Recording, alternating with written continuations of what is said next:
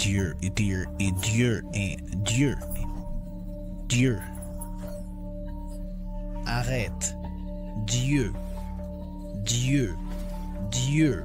Le crime et la punition vont souvent de pair, mais certaines peines sont si stupéfiantes qu'elles vous font remettre en question la justice elle-même. Des actes de violence glaçants aux trahisons déchirantes, ces affaires révèlent les ténèbres les plus profondes de l'humanité et les conséquences insensées qui en découlent. Jetons un œil à quelques-unes des peines les plus folles prononcées dans les tribunaux. J'affirmerai que cette affaire est probablement la plus difficile et la plus choquante que ce comté, le comté de St. John's, ait jamais connu. Aiden Fucci, âgé de seulement 14 ans à l'époque, a brutalement assassiné sa camarade de classe de 13 ans de la Patriots Oak Academy. Il l'aurait poignardé à 114 reprises, un nombre ahurissant, avant d'abandonner son corps dans les bois, où il a été retrouvé plus tard. Après son arrestation, Fucci a été vu en train d'enregistrer des vidéos depuis la banquette arrière d'une voiture de police et de les publier sur Snapchat. On s'amuse dans une voiture de flic. Ouais. Tristan. Quoi de neuf, les gars? Tristan, si tu sors de ce foutu quand tu verras ça dans un mois. Plus tard, une vidéo a fait surface en ligne, sur Snapchat pour être précis, où ses parents discutaient avec lui dans une salle d'interrogatoire, lui disant que ce qu'il avait fait n'était même pas intelligent et était totalement stupide. Mais ils n'ont pas utilisé le bon mot, à savoir qu'il était une personne cruelle et sans cœur, ayant poignardé un autre être humain 114 fois. Il est resté là, à les écouter, sachant déjà dans quoi il s'était embarqué.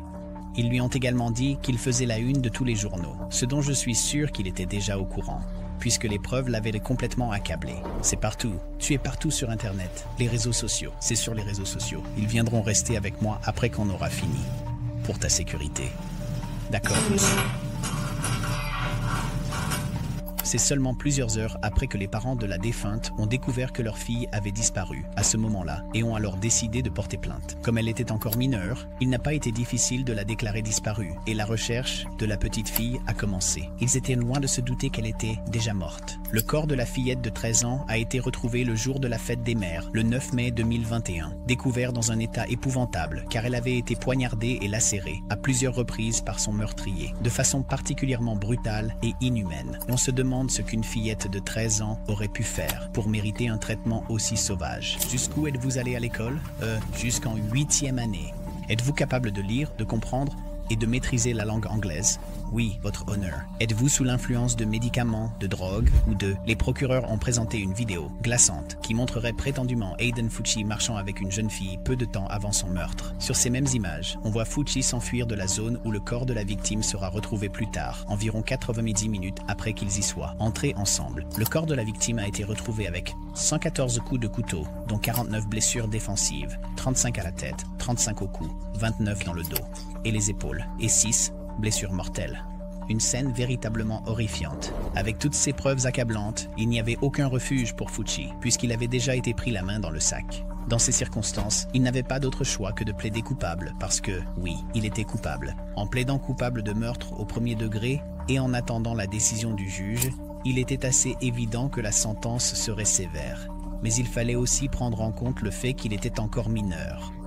Normalement, un adulte aurait immédiatement écopé de la peine de mort en raison de la gravité et de la cruauté de l'affaire. Mais son âge lui a valu un certain avantage, car le juge lui a infligé une peine de prison à perpétuité, tout en lui donnant la possibilité de revoir sa peine dans 25 ans, ce qui revient en quelque sorte à une peine de 25 ans de prison garantie, suivie d'un réexamen qui pourrait aboutir à la levée de sa condamnation à perpétuité et à sa libération. Je veux juste dire que je plaide non coupable, et que je suis désolé pour la famille Bailey et pour ma propre famille. D'accord. Je suis sûr qu'il y aura une occasion, évidemment, une audience de détermination de la peine. Quand Alexis monta à la barre pour dire quelque chose, elle apporta un bocal en verre et il laissa tomber. 114 cœurs en pierre d'aigle marine, symbolisant le nombre de coups de couteau que sa sœur avait enduré avant de mourir. Cela a dû être une douleur inimaginable que personne ne voudrait imaginer. Imaginez si elle était vivante pour chacun des 114 coups de couteau, c'est la véritable torture. Le bocal était là pour tous les membres de la famille. Quand il venait dire quelque chose, il déposait une pierre blanche dans le bocal, un témoignage empli de toutes sortes d'émotions, mais qui se terminait dans la tristesse et la colère, en sachant que la petite fille n'était plus là. Bien que Fucci n'ait pas expliqué pourquoi il avait choisi de la tuer, puisqu'ils fréquentèrent la même école et étaient aussi amis, certains de ses amis ont déclaré qu'il avait une fascination étrange pour les couteaux et qu'il voulait simplement tuer quelqu'un. Peu de gens savent ce que Forrest et moi avons traversé pendant ma grossesse avec Tristan. Nous étions en train de déménager dans un autre pays, à Singapour, lorsque j'ai découvert que j'attendais un autre enfant. On s'attend à ce que la mère de la défunte soit la plus meurtrie de tous. Et oui, c'était exactement le cas. Une mère qui perd son enfant, c'est la pire chose qu'une mère puisse imaginer. Elle a fait une déclaration au juge en disant « Ne pensez pas qu'il peut être sauvé. Par la réhabilitation, c'est au-delà de tout espoir », a-t-elle dit au juge. Mais quand on y pense, qu'est-ce qui pourrait traverser l'esprit d'une fille de 13 ans poignardée plus de 100 fois par un ami en qui elle avait confiance sans que cela ne s'arrête? La simple pensée de la scène a traumatisé Stacy. Et elle a dit à Fucci « Tu as apporté de la douleur à moi, à ma famille, à ses amis et à toute notre communauté, puisqu'ils étaient pratiquement voisins. Pour ma part, j'ai toujours aimé être mère, et j'ai juré sans cesse d'aimer, d'enseigner et de protéger mes enfants. J'ai passé tellement de semaines à voyager avec Tristan pour les compétitions de cheerleading. Au fil des années. Lorsque le père a eu l'occasion de s'exprimer, il n'a pas perdu de temps et a fait face à Fucci, précisant que ses excuses, insincères, n'étaient pas acceptées. C'était un déferlement d'émotions pour lui, alors qu'il évoquait toutes les horreurs et la douleur vécue depuis la disparition de sa fille, l'argent dépensé en thérapie et la perte d'une partie de lui-même, mentionnant en particulier un événement familial partagé chaque dimanche, le Bailey Family Fun Day. Mais nous pouvons convenir que ce ne sera plus jamais pareil, sachant que cet événement ne serait plus jamais le même. Pour faire court, ce fut un moment très émouvant pour tous les membres de la famille, y compris le grand frère Tegan et Brittany, où Tegan avait vu sa sœur le jour où il était rentré à la maison pour célébrer la fête des mères. Ils avaient regardé la télé avant, puis il l'a réveillé le jour des mères. Sa chambre était vide. Taza n'a pardonné à Fucci. Et Brittany était en lune de miel lorsqu'elle a reçu l'appel concernant sa sœur, d'abord portée disparue, puis confirmée morte par la suite. Cependant, j'ai échoué dans une leçon.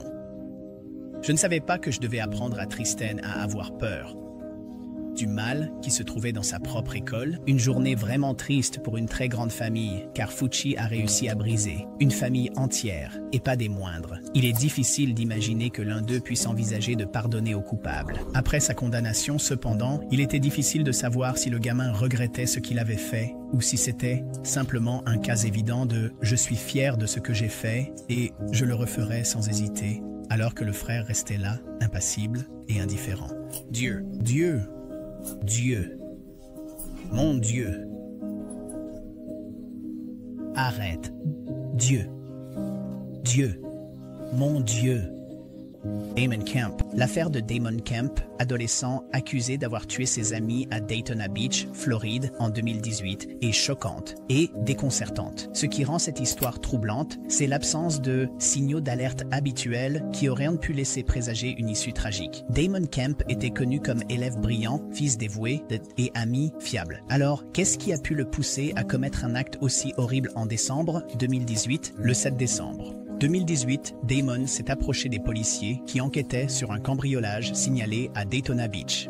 Visiblement bouleversé et à bout de souffle, il a fait un aveu choquant. « J'ai tué mon ami ». Stupéfait par sa confession, les policiers l'ont immédiatement placé en garde à vue. Cependant, Damon n'a fourni aucune information supplémentaire, laissant aux enquêteurs reconstituer la sinistre chronologie des événements. 15 heures après la confession choquante de Damon Kemp, l'enquête a conduit la police au 434 Jimmy Ann Drive. Là, ils ont découvert un trou de balle dans la porte, une douille à proximité et les corps sans vie de Trey Ingram et Jordan Patton à l'intérieur. Âgés tous deux de 19 ans, les victimes avaient subi de multiples blessures par balle. Trey Ingram, surnommé Ace, était un boxeur amateur et une ancienne star du football au lycée. Étudiant à Bethune-Cookman, il travaillait à retourner à l'école. Jordan Patton, ami d'enfance de Trey depuis l'école, partageait un lien étroit avec lui. Quincy, un ami que Damon avait rencontré à Bethune-Cookman, a apporté un éclairage sur le comportement inquiétant de Damon dans les semaines précédant les meurtres. Il a décrit Damon comme de plus en plus paranoïaque et instable, exprimant la peur que des gens veuillent lui faire du mal. Les actions de Damon sont devenues si inquiétantes qu'à un moment, il a tenté de se glisser dans le lit de Quincy, par peur. Dans la nuit du 7 décembre, Quincy a conduit Damon à l'appartement de Trey. Vers 1h50, un autre résident, Karia Maktar, a ouvert sa porte et trouvé Damon le menaçant avec une arme. Karia a calmé Damon assez pour refermer la porte et appeler la police. Cela a mené la police à arriver, où Damon a fait son aveu choquant.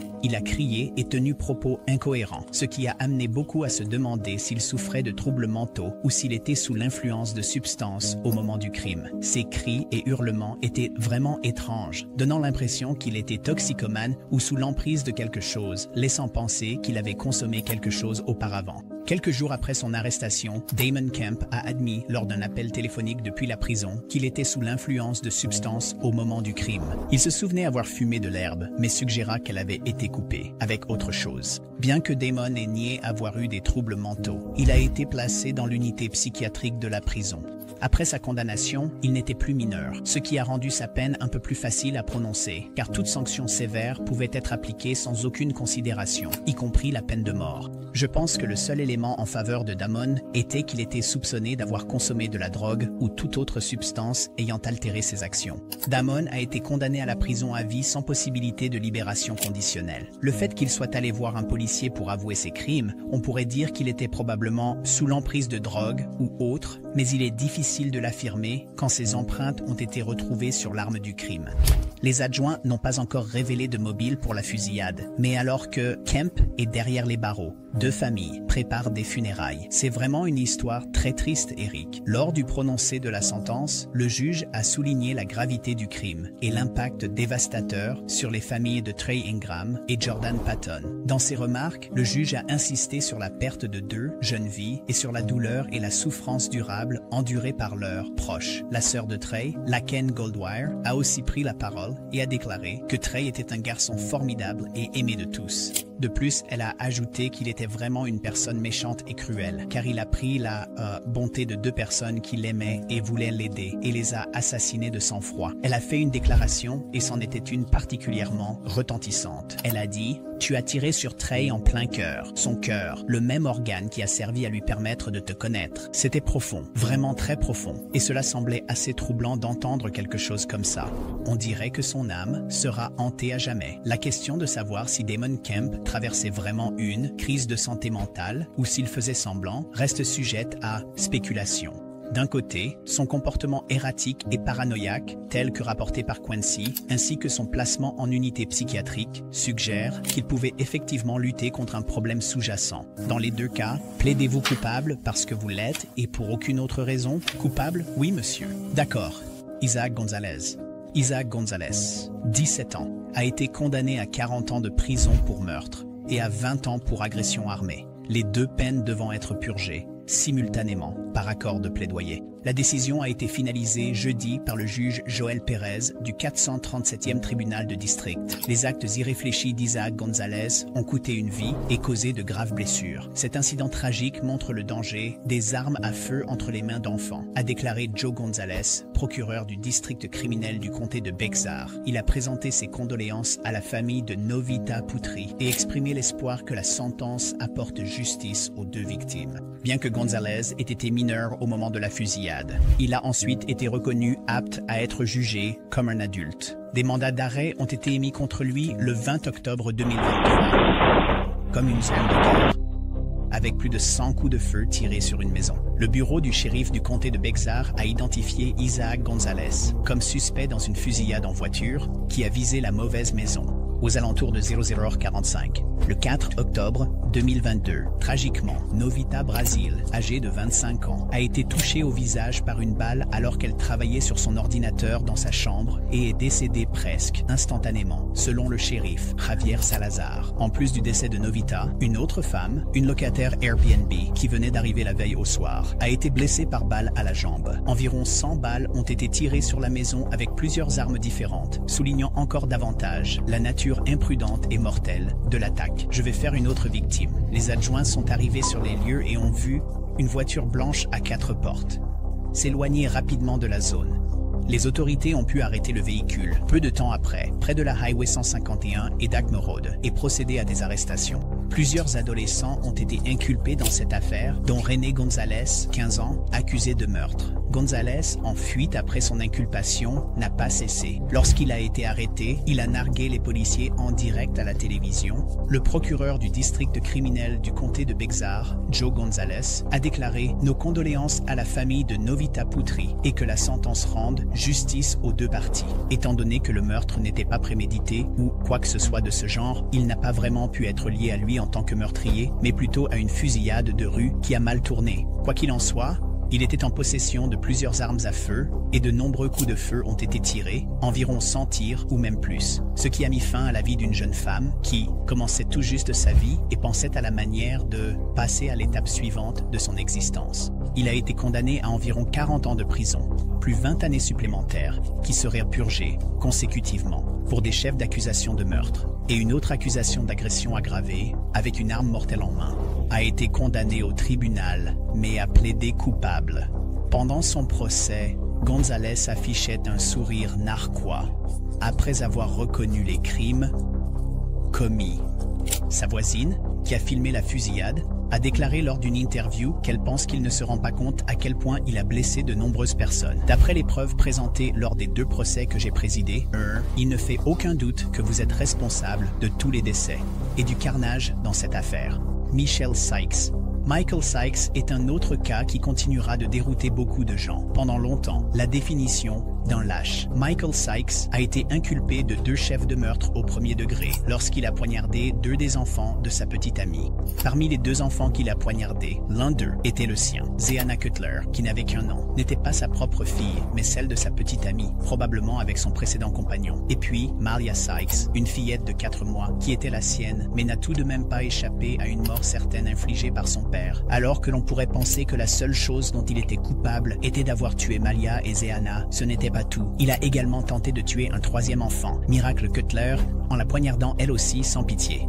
Mais elle a alors fait preuve de force et d'une résilience incroyable en survivant et en restant en vie malgré la volonté farouche de son père de mettre fin à ses jours. Et ce n'est pas tout. Il a aussi tenté de mettre fin à la vie de sa petite amie en la poignardant. Mais heureusement, elle a survécu et a pu le traduire en justice en novembre 2017. Le meurtre de Malia et Zeanna, puis la tentative de meurtre sur le 3e enfant, Miracle, qui a survécu, ont tous eu lieu le 10 février 2016 à l'intérieur du Ramada Inn situé à Staten Island. Alors que l'on aurait pu penser que l'affaire serait rapidement résolue avec Michael Sykes, identifié comme le tueur brutal et probablement immédiatement condamné à une peine sévère puisqu'il aurait tué ses 2 filles et leur mère, voici le rebondissement. Il a affirmé ne pas avoir tué ses filles. Michael était un père très aimant envers ses enfants, aussi bien celles qu'il avait eues directement avec Rebecca que ceux que Rebecca avait eus avant leur relation. Il a déclaré que Rebecca avait tué les 2 filles et que, lorsqu'il est arrivé et a vu cela, il avait poignardé Rebecca à mort. Sa mère a également confirmé et qu'après l'incident, il l'avait appelée d'une voix tremblante, lui disant qu'il avait tué sa petite amie et qu'il voulait maintenant se suicider. À un moment donné, la situation est devenue vraiment confuse et on avait l'impression que la défense essayait d'inventer des mensonges pour sauver la peau de l'accusé. De plus, cela semblait vraiment logique étant donné qu'il n'était pas un homme violent et n'avait aucun antécédent de violence. Gallucci, qui était l'avocat de la défense et le représentant de Michael Sykes, s'est donné corps et âme pour cette affaire et a même réussi à mettre le tribunal dans une situation difficile lorsqu'il a affirmé que Michael était innocent, répétant que c'était Rebecca qui avait tué les petites filles et non le père. Et quand j'y pense, je n'arrive vraiment pas à croire que c'est ce qui s'est passé. Et il s'agit simplement d'un cas où Michael n'a pas eu de chance. Et, une fois de plus, une nouvelle injustice flagrante vient s'ajouter à la longue liste d'injustices déjà présentes dans le système judiciaire et législatif. La justice devrait être tempérée par la clémence. Ce n'est pas l'un de ces cas. Il n'y a eu aucune indulgence quant au verdict pour l'ensemble des crimes commis. Même avec les déclarations de Michael Sykes et de son avocat, Gallucci, le tribunal disposait toujours de preuves valides qu'il avait tué toutes les personnes concernées dans cette affaire. Il est plus facile d'attribuer un meurtre à un vivant qu'à un mort. Ainsi, l'accusation contre Rebecca semblait invalide, tandis que Michael était peut-être jaloux que Rebecca retourne avec son ex, ce qui signifiait qu'il ne pourrait pas garder ses enfants. Frustré et coupable, il quitta la maison de l'ami chez qui il séjournait, prit un de ses couteaux et partit accomplir la mission qu'il avait en tête. Les images de vidéosurveillance ont montré sa précipitation et son état de panique, car il savait ce qu'il avait fait, sa peine. Il a été condamné à la perpétuité, sans possibilité de libération pour meurtre au premier degré sur Zeona Cutler, ainsi qu'à une autre peine, à vie pour le même chef Amalia Sykes. Il a aussi été reconnu coupable de tentative de meurtre sur miracle qui a survécu. Il a écopé de 25 ans pour ce chef et 25 ans de plus pour le meurtre de Rebecca. Toutes ces peines devaient être purgées consécutivement, comme l'a dit le juge. Il a fait comprendre à Michael que son sort était scellé. On nous demanderait d'associer la clémence à la justice, mais cela ne sera pas fait ici. Était-il coupable ou innocent? Nous ne le savons pas, mais nous savons qu'il a été impliqué dans un meurtre. Il serait inhumain s'il avait tenté de mettre fin à la vie de ses enfants. Pour le premier chef d'accusation, meurtre. Nous jurys recommandons fixons la peine à mort. Tiffany Moss. Imani Moss, la belle-fille de Tiffany Moss, est décédée un lundi matin, alors qu'elle était délibérément affamée par sa belle-mère, qui a veillé à ce que l'enfant de 10 ans meure de faim, puis a ensuite brûlé le corps et l'a enterré, pour dissimuler toute preuve. La mère du comté de Gwinnett a été jugée le lendemain, et le jury a décidé qu'elle devait être condamnée à mort. La belle-mère du comté de Gwinnett, oui, a fixé son regard droit devant elle, a brièvement baissé les yeux un instant, avant de relever la tête, puis elle a été reconnue coupable de 6 chefs d'accusation. Dans cette affaire, meurtre, meurtre aggravé, cruauté envers un enfant, au premier degré, dissimulation de la mort d'autrui, les chefs de meurtre aggravé et de cruauté au premier degré apparaissant plusieurs fois. Le procureur du comté de Gwinnett a déclaré que la peine pour ce crime devait être à la hauteur de l'infraction, et dans ce cas, l'infraction était absolument ignoble et totalement inhumaine. La famine est une forme de torture, d'autant plus pour une fillette de 10 ans. La sentence était appropriée et justifiée face à une telle cruauté. Le père d'Imani, Eamon, est venu témoigner en faveur de sa femme, et il était vraiment évident qu'il essayait de la couvrir afin d'éviter la peine de mort. Eamon aurait prétendument calculé en détail chaque aspect de la maltraitance infligée à Imani. Il passait d'une histoire à une autre, puis encore à une nouvelle, embrouillant toute la salle d'audience. Mais il s'agissait d'une salle remplie de personnes intelligentes qui ne se laisseraient pas duper par des mensonges inventés. C'était aussi une scène triste de voir le corps brûlé de la petite Imani, absolument déchirant. À partir de ce moment, en ce qui concerne la représentation, ou y a-t-il quelque chose dont vous avez besoin de la part du tribunal que vous n'avez pas? Alors que le juge George Hutchinson a donné à Tiffany l'occasion de s'exprimer devant le tribunal lors de son procès pour la peine de mort, elle semblait plutôt indifférente et n'avait absolument rien d'important à dire. En fait, elle riait même en essayant de s'adresser au juge, ne montrant aucun remords ni regret pour ce qu'elle avait fait à sa belle-fille. Le meurtre avec circonstances aggravantes, tel qu'allégué dans le premier chef d'accusation, était outrageusement ou délibérément odieux, horrible ou inhumain, car il impliquait la torture de la victime avant sa mort. George Hutchinson a demandé le verdict des jurés sur la peine que Tiffany Moss devrait encourir. La décision devait être prise à l'unanimité par tous les jurés, qui ont tous décidé qu'elle soit condamnée à mort, ce qui n'a pas fait broncher le procureur. Nous revenons à l'affaire 18 BI 141-1, l'État de Géorgie contre Tiffany Nicole Moss. La prévenue, l'avocat de permanence et le représentant du ministère public sont présents. Le juge a pris 3 minutes supplémentaires pour interroger chaque juré dont la décision lui avait été soumise, leur demandant si cette décision leur appartenait et si elle restait inchangée. Tous les jurés ont acquiescé et répondu oui, concluant ainsi une affaire qui semblait devoir durer plus longtemps que prévu. Si vous avez apprécié ces affaires, n'oubliez pas de regarder les prochaines qui s'affichent à l'écran.